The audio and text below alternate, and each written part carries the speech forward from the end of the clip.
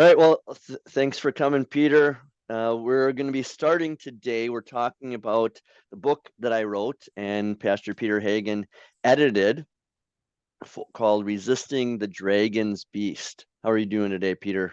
Great, great. How are you? Fantastic.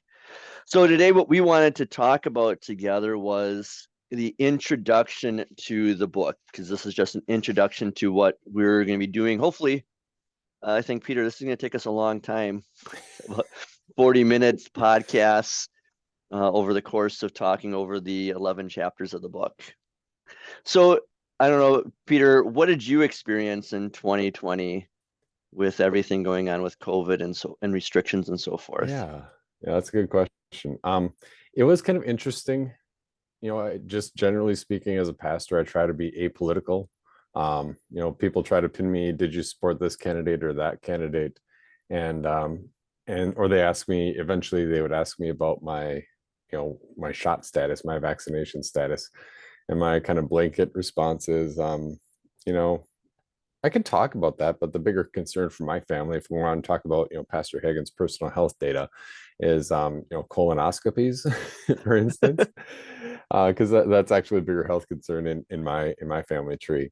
But it was kind of interesting just taking a step back and thinking back to and here in the state of Ohio, Governor DeWine made some strong recommendations, but that was the extent of it. He made his recommendations and he worded them strongly, but he didn't use any political leverage, I would say.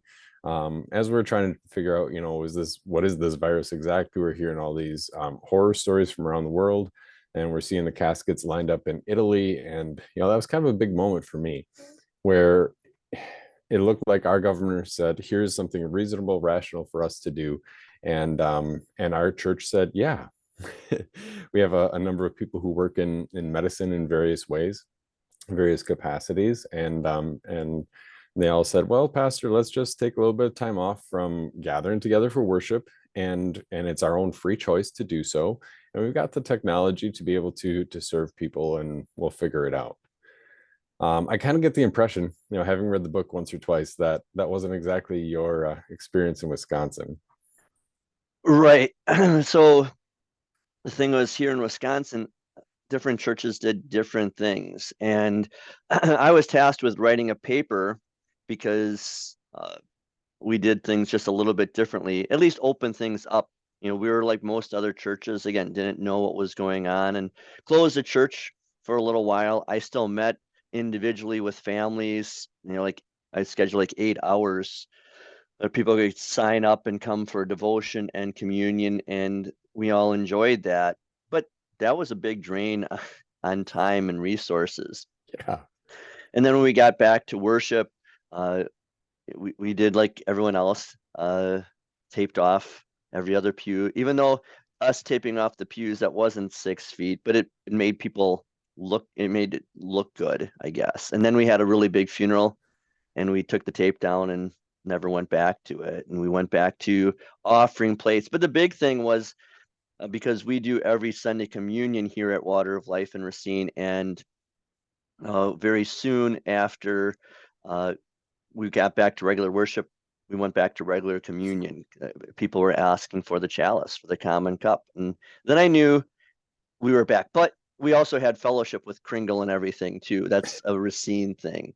And because we did things a little bit differently than the other churches in the area, then other pastors noticed it. And like I said before, that's when I was tasked with writing a paper.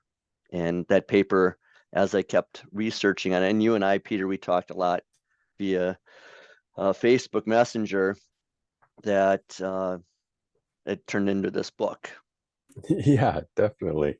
And that was kind of the interesting thing. I mean, we did a similar thing where we didn't have Sunday morning worship for a while. And we just did a YouTube service. So here's my wife 1 month postpartum, running the YouTube stream. And thankfully, the previous pastor had organized all the technology so we could do that. But then as time goes on, it's like we need to be doing more, because Lutheran theology is a means of grace theology. it's not just, a recollection and a recitation of the facts, but it's actually God distributing his forgiveness through his chosen means. And so then we spaced out the communion cups, and we just did the individual cup for a while. And then, after, in late May or so, every week I started offering a, drop-in communion, like every Wednesday evening between 7 and 8. Just come on by, and I'll serve you there. And then for the rest of the summer, we had an indoor service and an outdoor service. It was kind of our transition from one service to two services. And so our indoor service, 9 a.m., and it was kind of spaced out. And then an outdoor service for those who are a little bit uncomfortable being inside still. And then I guess the last part is our congregation installed ionizers for the entire building, which actually has like over a decade of studies on this particular ionizer, that it neutralizes bad odors, bacteria, germs, viruses, all that sort of thing. And I guess the biggest thing, at least for me, is trying to manage this huge ball of what my insurance agent called fear, uncertainty, and doubt. Like those are the big levers when somebody is selling insurance, for instance. And we're dealing with fear, like the fear of death, the uncertainty of, what does this actually mean? What does this actually look like? And then doubt, am I doing, I've chosen a path, but am I actually doing the correct thing? And it's kind of that wrestling with that huge, big ball of wax of fear, uncertainty, and doubt that was probably the most challenging. Right. And one of the things that I've discovered with this challenge of everything that we were dealing with, and really still dealing with, is that we didn't really know how to talk about these things. Everyone, whether it's Christians, whether it's non-believers, whether it's pastors or people in the pews, that we just did not discuss these things. And one of the things that I've been talking to people about is that we in our Lutheran church body, we're very set and in a right way on, very confident in teachings like the Trinity, that God is three in one, baptism, Lord's Supper, the doctrine of fellowship, and roles of men and women. Those are things that we talk about and we can discuss and go into scripture and so forth. But what I discovered, and I'm sure you did too, Peter, is we didn't discuss this. We just reacted, and that was kind of really the purpose in the book, is to learn how to discuss these things. And in the introduction, I talked about the inklings. So the inklings, because I've been doing a lot of listening to books this summer while I've been doing a lot of miles on my bicycle, is listen to J.R. Tolkien, The Hobbit and The Lord of the Rings, and The Chronicles of Narnia with C.S. Lewis. Well, those guys were together with other authors in England called the Inklings, and they would bring their works together and then they would read them to each other, and they would receive advice. And I quote one of the Inklings members, Warren Lewis, in the book. He said, "We were no mutual admiration society. Praise for good work was unstinted, but censure for bad work or even not so good work was often brutally frank." And we have very very thin skin sometimes, and we're not like the Inklings. We don't talk about things, and that was the whole purpose of this book, is really just to discuss these things. Yeah, and that was kind of the part that really jumped out to me the most, is that in so many of these other topics, we say it's a spiritual issue, and let's sit down together and look at what Scripture has to say, and then think about how do we apply it. But this topic in particular seemed to jump out fairly quickly as well. If you do this, then you're aligning yourself with one particular belief, or if you do that, then you are aligning yourself with that particular political stance, political party. And I think at least for me, it kind of highlighted how entwined our beliefs about our politics kind of inform, for better or for worse, usually for worse, inform our beliefs about what Scripture says and therefore what the church should do. it really just jumped out as like a glaring red warning sign that we need to talk about this more.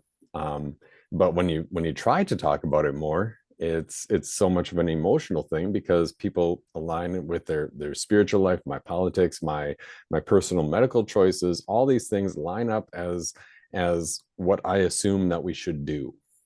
And if you challenge any aspect of that, or say, well, let's just talk about this a little bit more, then it jumps very quickly to, well, you're saying that I can't do this. You're saying that you must be one of those guys on that political side of the spectrum. And at least for me, that was kind of the most challenging part, is trying to tease out all those specific biblical applications, that God is very clear in Romans 13 and Revelation 13. And I think even among pastors and within congregations, the inability to talk about this frankly kind of highlighted how intertwined our faith and our politics have become, and to the detriment of the church. Yeah, exactly. We just had a celebration at our congregation on Sunday that after 2.5 years of calling for a second pastor, we were able to ordain and install him. And then we had pastors over at my house afterwards for the after party. And I talked to one of the pastors for about half an hour about the topics in the book. And at the end, he said, you haven't won me over to your side, but I understand that we need to have this discussion. And that's the whole point. Mhm. And so the paper, like I said, that I was assigned turned into the book, Resisting the Dragon's Beast, and then with a subtitle of What if God's servant of the government behaves like Satan's servant? And there, just again, what we're doing today is just a really brief introduction to the book, and then we'll start going through the chapters of the book in future episodes. But just going through the chapters, Romans 13, looking at God telling us that we are to submit to the governing authorities because they're God's servant. But I begin each chapter with a little movie quote or a TV show quote. So that one was from The Princess Bride. I don't know if that word means what you think it means. Mhm. And what does that word submit mean? And what I'm talking about in that chapter is, yeah, we submit to the governing authorities when they are God's servant and acting as God's servant, but we also need to understand in Revelation chapter 13, and that's the second chapter of the book, that the government can also act as Satan's servant, the beast coming out of the sea. And the beast coming out of the sea serves the dragon of chapter 12, of the book of Revelation. Mhm. Yeah, and I thought that was really helpful for starting the conversation out, because when you talk about that word submit, we're talking about the order in the various estates of this world. So we're talking about order within the church, order within the family, or within the home, and then order within the world in the government. That all these three estates, I guess that is what the Lutheran, first Lutherans called it. These estates are all established by God with a particular order for to be blessings for His people. And the fact that you just brought it up beautifully in this whole discussion on submission in chapter 1, talking about our understanding of how do we apply that word. And Romans 13, submit means just submit, and we take it to mean actually something different than the word submit. Because when we're talking about order within the church and order within the home, it's basically the same word and in the same sort of setting, where it's a God-given order, and those in that relationship within that order are told to submit. And then why do we say, well, submit to the government means do everything that the government requires, everything that the government implies or says or encourages, but then submit within the church and within the home, well, that has a totally different color to it. And then you layer on top of that Satan wants to use the power of government within the world, which is the external power of the law, to persecute God's church. And And that's not a political judgment to say, oh, this person or that person is acting as Satan's servant. Just generally, that the devil still has his little time and his influence in this kingdom of the air, and so he's going to try to use all the blessings that God has given and turn them into a way to persecute God's church.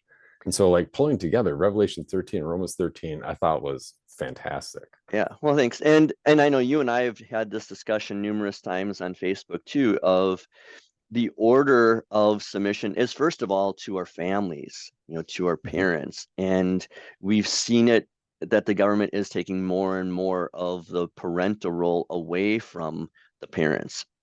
And so we need to understand, no, we submit first of all to God, then to our parents, then to the governing authorities, not governing authorities first. And I think we've kind of fallen into that. And I remember too, because I did resist, and that's what this book is really about, is resisting. I had a called worker get very red-faced at me and say that I wasn't Lutheran by resisting.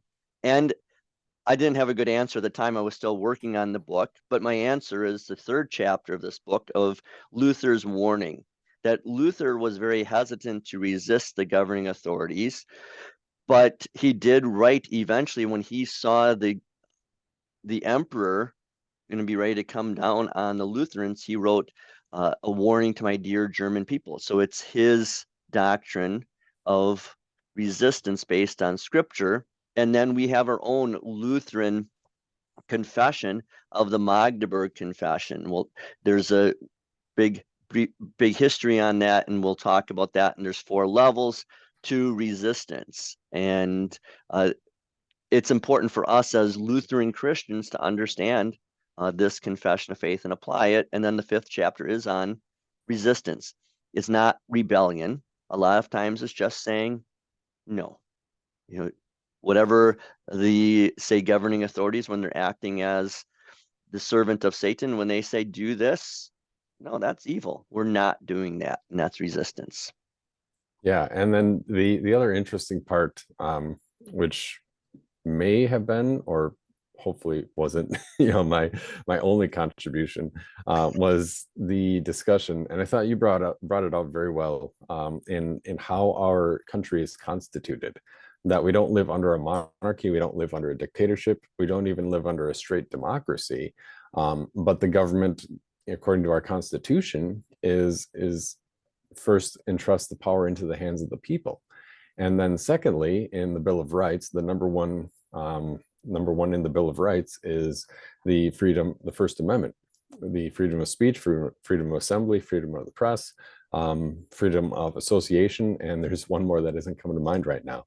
But the fact that it's rather unique in our American system that good citizenship entails protecting, somebody else's ability to resist, somebody else's sincerely held convictions that permits them resistance, and that the First Amendment, freedom of religion, that's the last one. The First Amendment expressly protects the free exercise of religion, so that if your sincerely held belief is, and you're sincere about it, you're not just using your religion as a subterfuge or as camouflage, but if you sincerely believe that something is wrong for you to do, then the government allows and condones your particular resistance to that. You think of, for instance, maybe you've heard of a guy named Sergeant York, Alvin York. He had been a pacifist, and he said, it is against my conscience, it's against my religion to serve in the army. This is during World War I. Eventually, he said, he reconciled it within himself, and he did serve in the army, and he served, there's even a movie about him. I think he's actually in it. He served very well in that capacity. But the whole idea of the First Amendment, and it's been, reiterated in recent Supreme Court decisions over the last, 20 to 50 years, is that a sincerely held belief is something that the government, with its external forces, does not have the right to trample on, regardless of, whether that sincerely held belief is rational and reasonable to somebody else's perception. that doesn't matter. The First Amendment protects a person's free exercise and expression of their faith. Right. And that's where, when the government was shutting down churches and so forth, that was illegal. They could not do that according to the First Amendment. We had the freedom of religion, the freedom of speech to go and meet and gather together.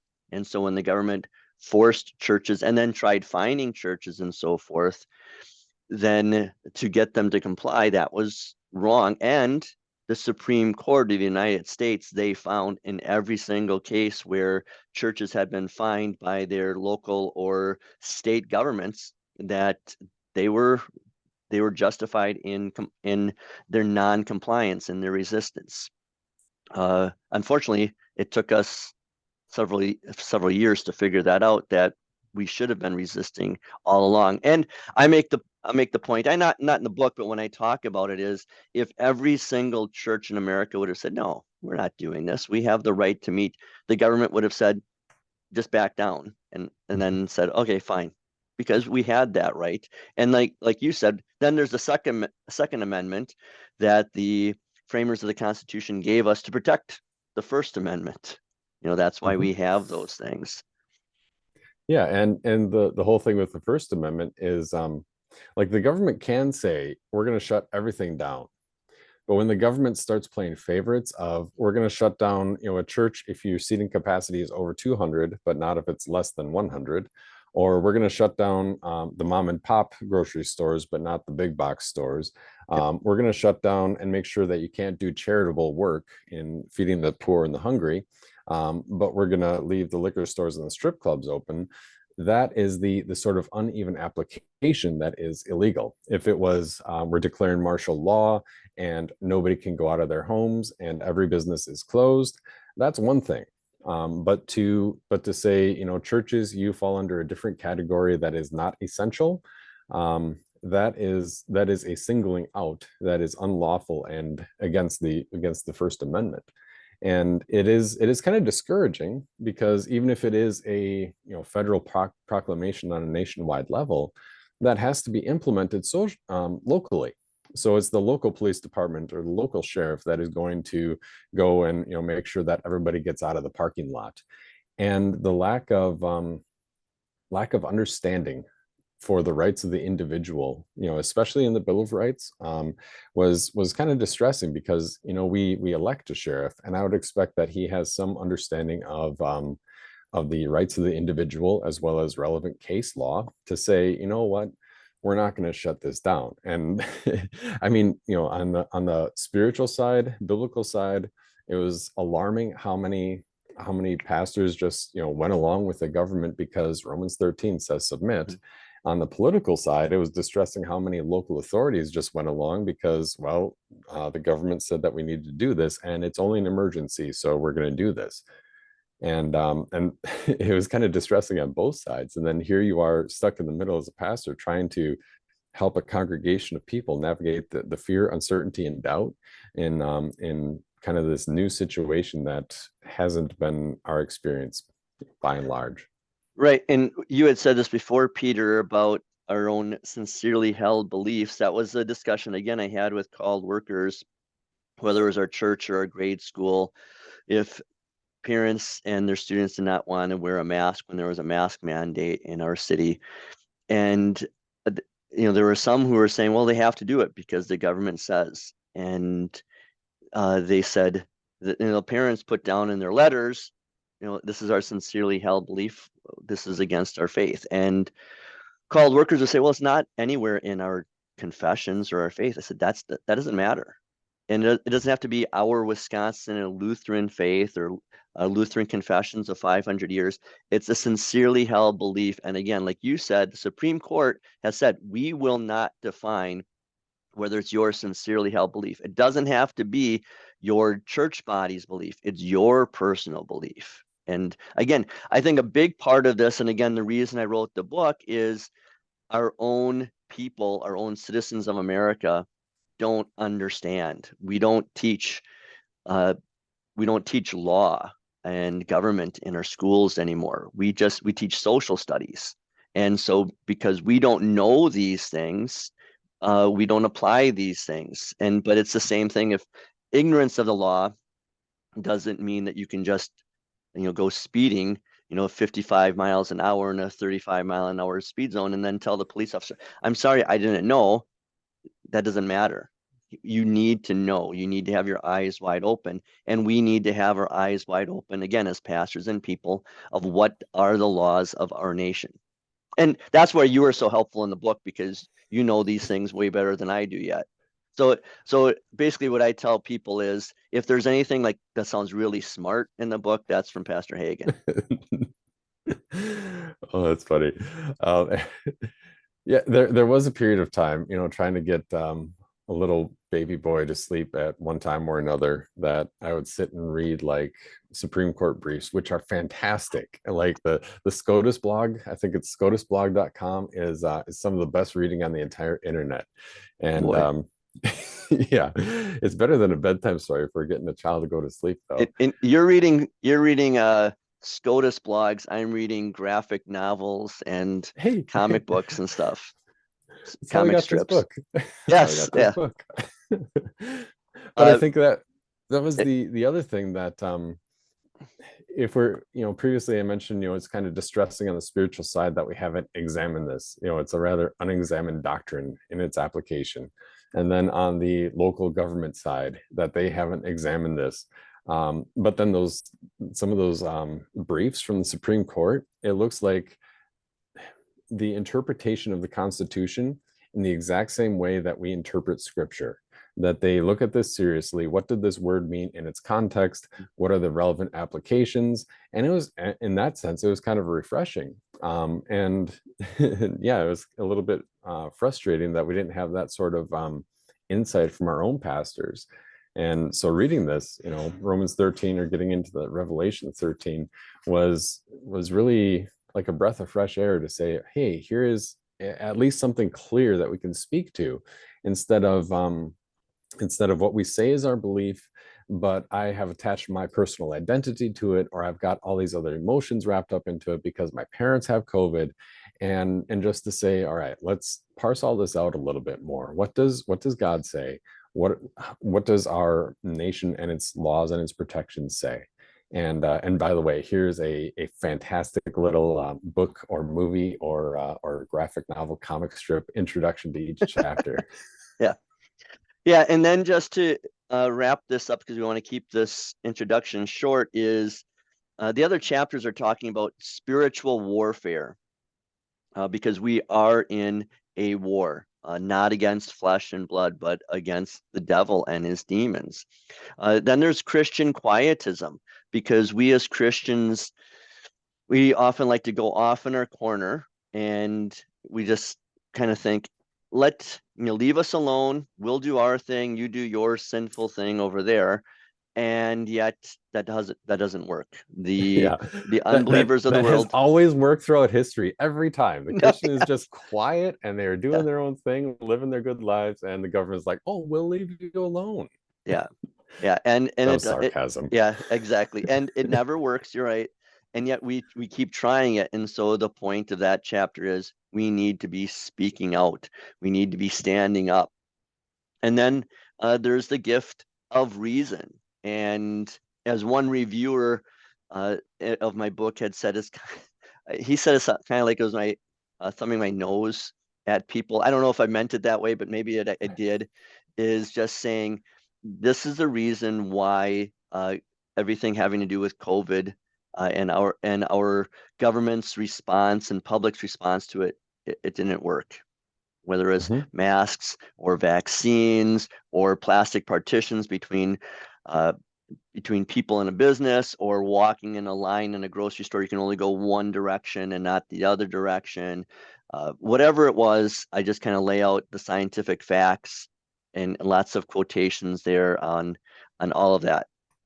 Then Yeah, there's and it's kind of helpful sometimes, even if it is a little bit of thumbing your nose, or when you get to 150, 170 pages in, if somebody has read that far and they're still unconvinced, well, maybe a little bit of overstatement, a little bit of hyperbole, can kind of catch them off guard or say, hey, maybe I actually should consider this. Yeah. So I thought it was worthwhile to It include is that. it is the longest chapter of the book. But it is I, I think a lot of times we shut down our reason, and that's what that whole chapter is about. God has given us the gift of reason. We should be thinking these things out. And then there's fear. That a big part of COVID was fear and our reaction to it. And we, as shepherds, we should be teaching our people, do not be afraid. Over and over again in Scripture, Jesus tells us, do not fear, for I am with you. And then uh, the chapter 10 is on freedom.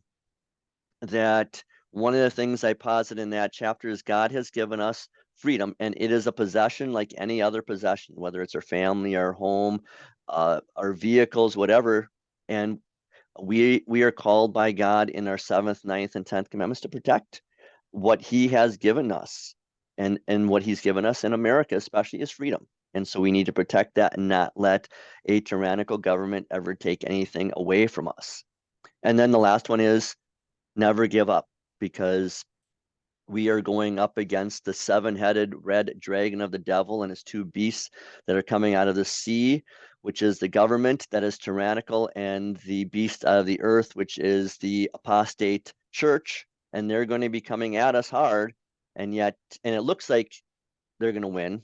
And yet we see Jesus, and that's the book cover, Jesus as the angel of light in chapter 10 of Revelation, standing with his right foot on the sea and his left foot on the earth, saying that he's in control. And what's interesting is, after the artwork was done, it finally hit me. Oh, yeah, Revelation 10 comes before Revelation 12 and 13. And what that means is Jesus shows he's in control with one foot on the land, one foot on the earth, before the beasts even show up. He's in control. Mhm. So, all Yeah, right. definitely. And I think that was kind of that final aspect. And I know I mentioned it previously that Jesus is in control and that our allegiance is to him, in the various vocations that he's given to us. And because of that, the government doesn't have to be red or blue or any other form or shape of government. Doesn't matter who's in charge, but that government will always be manipulated by Satan, and yet there's no reason to fear because the one who's risen from the dead, it can't be reburied. He's got the power of life and death, and the keys of death and Hades. Like, what is it that we have to be afraid of? Nothing. So we're going to be wrapping it up here. And this is the first of hopefully many weekly conversations that Peter and I have as we talk about resisting the dragon's beast. What if God's servant of the government behaves like Satan's servant? And a little caveat, neither Pastor Hagen and I are speaking for our churches or our grade schools or our church bodies. This is just 2 of us as pastors, and as mainly Christian citizens, right? Just, we're talking, and that's what the whole book is about, is having a discussion. And then I just wanted to wrap it up with this: is you can buy the book on Amazon and Barnes and Noble. On Amazon, I just saw that you can buy the hardcover of the book $6 off. So I don't know how they can just take money away from me, but it's Amazon. This isn't a big thing for me to make money on it. I want people to read the book. And so I wanted to share, the last thing is a book review from Amazon, that Deb gave the book a 5 out of 5 stars. And then she wrote, "Love this book by a well-respected conservative pastor. It certainly addressed a lot of questions I had and relieved some guilt I may have had along with those questions. Highly recommend it."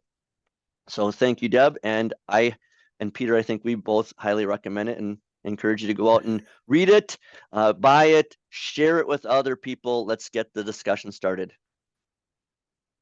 All right. Well, thanks everyone for listening, and we look forward to you listening to us again next week. Have a great day.